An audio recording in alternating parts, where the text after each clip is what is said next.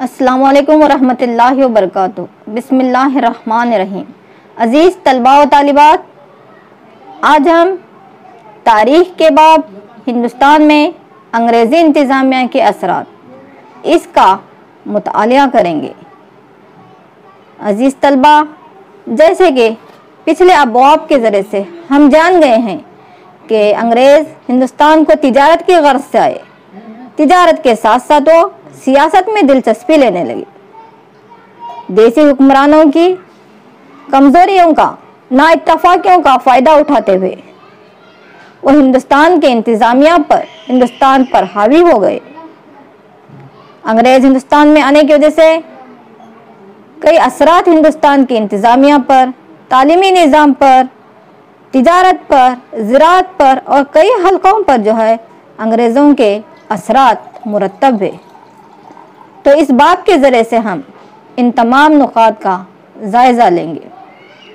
तो हिंदुस्तान में अंग्रेज़ी इंतज़ामिया के असरात कहाँ कहाँ हुए, इसके अहम नुकात क्या हैं।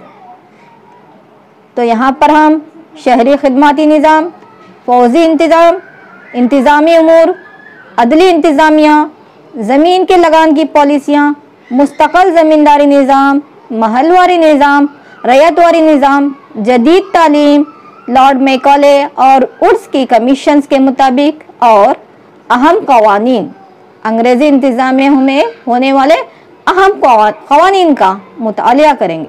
तो सबसे पहले नज़्म व नस्ख और अदालती निज़ाम, अवामी या शहरी खिदमत। लॉर्ड कॉर्नवालिस ने शहरी खिदमत के इंतज़ाम को जारी किया। ईस्ट इंडिया कंपनी के कई गैर कानूनी तरीक़ों से रकम हासिल करते हुए वो मुलाजिम रिश्वतखोर बन गए थे।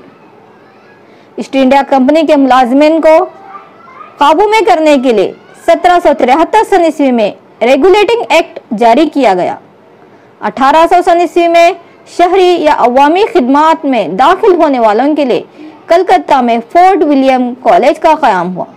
लेकिन 1853 तक अवामी खिदमत का तकर्रुर ईस्ट इंडिया कंपनी के डायरेक्टर ही करते थे।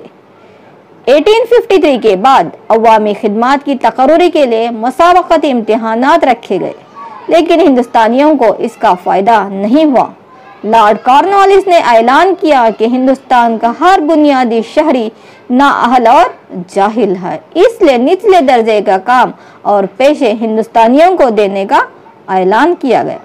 अब अदालती निज़ाम, अदलिया। ईस्ट इंडिया कंपनी के ज़रिए मुल्क में अंग्रेज़ों की तश्कील करदा अदली निज़ाम मुग़लिया सल्तनत का इक़्तिदारी मरहला बरम मरहला अंग्रेज़ों को हासिल होने लगा और यही एक जदीद अदलिया निज़ाम के उरूज का नतीजा था। 1772 सन ईस्वी में वॉरेन हेस्टिंग्स ने एक जदीद मंसूबे के तहत 2 अदालतें कायम की। एक दीवानी अदालत या अवामी अदालत भी उसको कहते हैं, दूसरी फौजदारी अदालत या जराइमी अदालत। दीवानी अदालतों में हिंदुओं को हिंदू मुक़द्दस ग्रंथों और मुसलमानों को शरीयत के क़वानीन पर इंसाफ दिया जाता था। जराइम के अदालती मामलात में मज़हब इस्लाम के उसूलों पर अमल किया जाता था। अवामी अदालतें यूरोपीय ज़िले अफसर के ज़ेरे निगरानी हुआ करती थी। जराइम अदालतों की कार्रवाई यूरोप के निगरानकार की मौजूदगी में काजी के ज़िम्मा होती थी। पुलिस या कोतवाली इंतज़ाम। अंग्रेज़ी दौरे हुकूमत में पुलिस इंतज़ामिया में इस्लाहात हुए।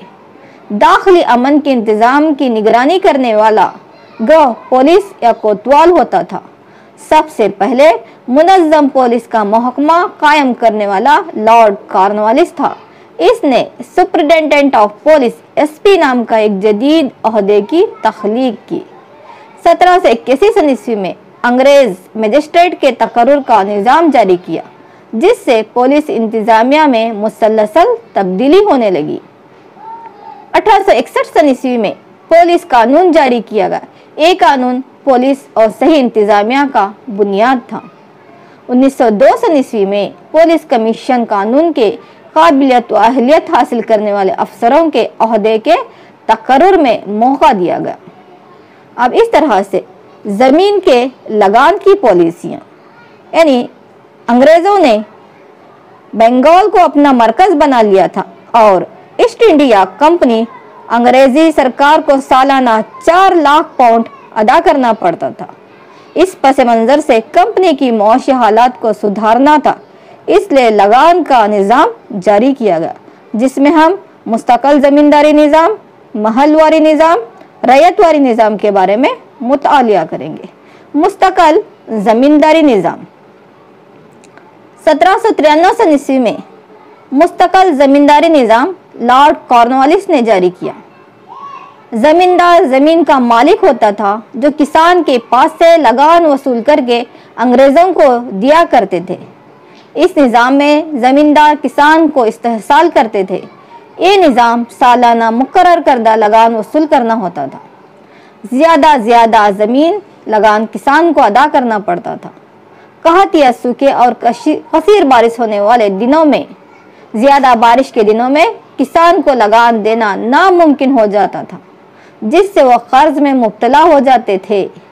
लगान या कर्ज अदा न करने पर जमीन छीन ली जाती थी। इस तरह से किसानों का इस्तेहसाल हो रहा था। इन नुकात से साबित होता है कि इस निज़ाम में किसानों का इस्तेहसाल हो रहा था। इस निज़ाम के तहत ही चार्ल्स मिटकॉफ ने अपना यह कौल कहा है कि हिंदुस्तान का किसान कर्ज में ही पैदा होता है, कर्ज में ही जीता है और कर्ज में ही मर जाता है। उसी तरह से महलवारी निज़ाम था, जो खासकर उत्तर प्रदेश, मध्य प्रदेश, पंजाब और दिल्ली के सूबों में इज्तिमाई तरीके से मशवरा करके खुद सरकार को टैक्स अदा करने का तरीका लागू किया गया था। फिर रैयतवारी निज़ाम जारी किया गया। रैयतवारी निज़ाम को 1792 में अलेक्जेंडर रेड ने तजुर्बे के तौर पर सबसे पहले 12 महल सूबे में जारी किया था। इस निज़ाम को थॉमस मुनरो ने मद्रास, मैसूर सूबों में 1801 ईस्वी में जारी किया। चाहे वो मुस्तकिल ज़मींदारी निज़ाम हो या महलवारी निज़ाम हो या रैयतदारी निज़ाम हो, हर तरीके में किसानों का इस्तेहसाल हो रहा था। किसान कर्जे में मुब्तला हो रहे थे, उनकी हालत बहुत ही खस्ता हो रही थी। तो ये थे ज़मीन के लगान की पॉलिसियाँ। तो इस ज़मीन के लगान के निज़ाम की वजह से हिंदुस्तान पर क्या असरात हुए? अंग्रेज़ों की लगान की पॉलिसियों के असरात। अंग्रेज़ों के लगान की पॉलिसियों से ये असरात हुए। किसानों के इस्तेहसाल के लिए एक नए समाज की तश्कील ज़मींदारों के निज़ाम नाम से हुई। ज़मींदारी निज़ाम में मलूस किसान मुख्तलिफ तरीक़ों से तकलीफ में आने लगे। ज़मीन एक फ़रोख्त की अशिया बन गई और इसको गिरवी रख कर कर्ज लिया जाता था। कई ज़मींदारों ने भी अपनी ज़मीन को गिरवी रख कर लगान को अदा किया करते थे। ज़राअती शोबे में भी लेन देन का बंद, ज़मीन एक फ़रोख्त की चीज़ बन गई। इंग्लैंड के सनती इनकलाब से वहाँ की सनतों को खाम माल दरकार और अशिया को ही पैदा करना पड़ता था। पैसों के व्यापारी और भी यहाँ पर मजबूत होने लगे। तो उसी तरह से तालीमी मैदान में भी अंग्रेज़ों के बहुत से असरात मुरतब हुए। यानी जदीद तालीम का आगाज़ किस तरह से हुआ? हिंदुस्तानियों में जदीदियत, सेकुलरिज्म, जमहूरियत, सियासी गौर व फिक्र के साथ साथ कौमियत का जज्बा भी फ़रोग देना मुमकिन साबित हुआ। मुकामी ज़ुबानें और अदबी तख्लियात को भी फ़रोग मिला। इससे आम आदमियों में एकसां गौर व फिक्र का मुजाहिरा होने लगा। लेकिन रिश्वतखोरी आम हो गई। अखबारात और मैगज़ीनों का उरूज हुआ। ये अखबारात अंग्रेज़ी सरकार की गलत पॉलिसियों का तजुर्बा करते हुए हिंदुस्तानियों में अंग्रेज़ी नज़्म व नस्क़ के मुताबिक अपने तनकीदी गौर व फिक्र के जज्बे को भी उभारा। जदीद समाज और जदीद मजहबी इस्लाही तहरीकों ने जन्म लिया। J.S. मिल, रोसो, मॉन्टेगो जैसे मुफक्किर के ख्यालात ने हिंदुस्तानी तालीम याफ्ता लोगों के गौर व फिक्र और हालात में एक जिद्दत पसंदी की तरगीब दिलाई। दुनिया भर में होने वाले आज़ादी की जद्दोजहदें, इनकलाबी तहरीकात का असर हिंदुस्तानियों पर भी होने लगा। हिंदुस्तानियों को अपने तहजीब व तमद्दुन से वाकिफियत मिली। इस तरह हिंदुस्तान में जारी करदा तालीमी निज़ाम के कदम एक मुसब्बत गौर व फिक्र के साथ साथ जदीद और अक्लमंद जहनों को पैदा करने लगे। तो अब हम देखेंगे आईनी तरक्कियात, यानी दस्तूर का इर्तका किस तरह से हुआ। तो आईनी तरक्कियात यानी दस्तूरी इर्तका में बहुत से कायदे व कवानीन ईस्ट इंडिया कंपनी के दौरे हुकूमत में और साथ साथ ताज ब्रिटानिया के दौरे हुकूमत में भी बनाए गए।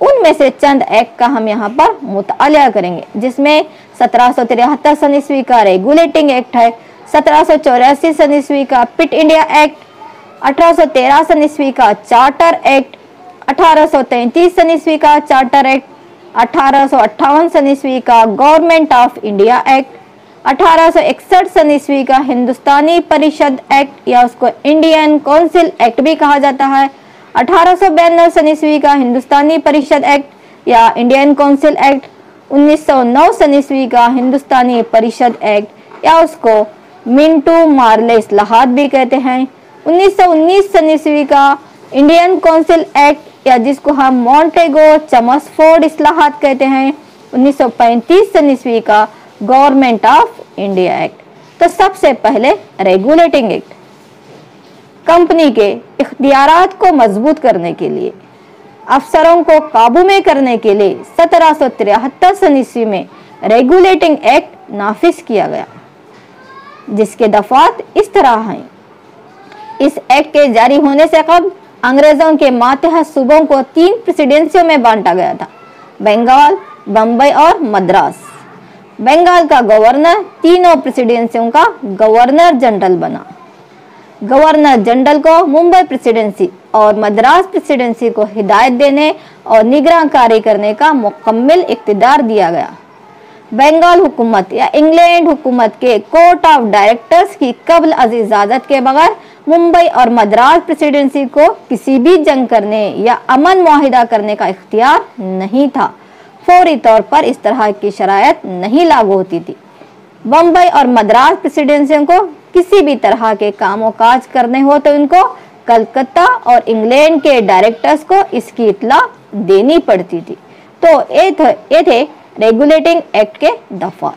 अब उसी तरह से और एक बहुत ही अहम एक्ट है 1919 सन ईस्वी का हिंदुस्तानी परिषद एक्ट या इसको इंडियन काउंसिल एक्ट भी कहा जाता है और इसको मॉन्टेगो चमसफोर्ड इस्लाहात भी कहते हैं। हिंदुस्तान को मरहला ब मरहला एक अच्छी हुकूमत देना ब्रिटानिया का हक है, ये मलिका का फरमान था। तो इस एक्ट के अहम नुकात ये हैं, मरकज में 2 ऐवानी मुक़न्नना की तश्कील हुई, मजलिस कानून साज ऐवान ज़ेरिन और रियासती मजलिस ऐवान बाला। रियासतों में 2 अमली हुकूमतों को मौका दिया गया। हिंदुस्तान के लिए एक कमिश्नर का तकर्रुर भी हुआ। खुद मुख्तार इंतजामी उमूर पर मुबनी मुकामी इदारों की तरक्की का यकीन दिया गया। मखसूस इंतखाबी हलकों को, जो कि 1909 सन ईस्वी में मखसूस इंतखाबी हलके हिंदू और मुसलमानों को के लिए मखसूस किए गए थे, तो इन हलकों को मुसलमानों, सिख, एंग्लो इंडियन और यूरोपीय लोगों की सतह तक वसी किया गया। मरकजी बजट और रियासती बजट को अलग किया गया। तो ये था 1919 सन ईस्वी का मॉन्टेगो चेमसफोर्ड इस्लाहात। अब 1935 सन ईस्वी का गवर्नमेंट ऑफ इंडिया एक्ट। 1935 सन ईस्वी का government of India act Hindustan के दस्तूर की तश्कील में एक बुनियादी एक्ट है। इसको हिंदुस्तान के दस्तूर की संगे बुनियाद भी कहते हैं। दस्तूर हिंद के बहुत सारे पहलू इस एक्ट की बुनियाद पर तश्कील हुए हैं, जैसे अंग्रेजी हुक्मरानी रियासतें, देसी हुक्मरानी रियासतें और निगरानकार हुक्मरान रियासतों के माबैन वफाकी तिजारती इत्तिहाद की तश्कील के लिए यहाँ पर मौका दिया गया। मरकज में दोहरी हुकूमत का क़याम हुआ। हिंदुस्तानी रिजर्व बैंक ऑफ इंडिया का क़याम का मौका भी दिया गया। रियासतों में 2 अमली हुकूमत को रद्द किया गया और रियासतों को भी एक मुकाम दिया गया। हिंदुस्तान में एक वफाकी कोर्ट के क़याम का भी मौका इस एक्ट के तहत दिया गया। तो ये 1935 सन ईस्वी के गवर्नमेंट ऑफ इंडिया एक्ट के अहम दफात थे। तो इस तरह हिंदुस्तानी दस्तूर की तरक्याती तारीख की निशानदही करते वक्त मुख्तलिफ औकात में हुई सियासी तरक्यात के एक्ट के तरीक़ों को तशरीह भी हम देख सकते हैं। तो ये जो है इस बाब के अहम नुकात थे। मैं उम्मीद करती हूँ कि आपको ये अहम नुकात समझ में आए होंगे। इसको फिर से दोबारा गौर से सुनिए और अहम नुकात को अपनी कापियों में दर्ज कीजिए। अस्सलामु अलैकुम व रहमतुल्लाहि व बरकातुहू। जज़ाकुमुल्लाह खैरन कसीरन कसीरा व अहसनल जज़ा फिद दुनिया वल आखिरा।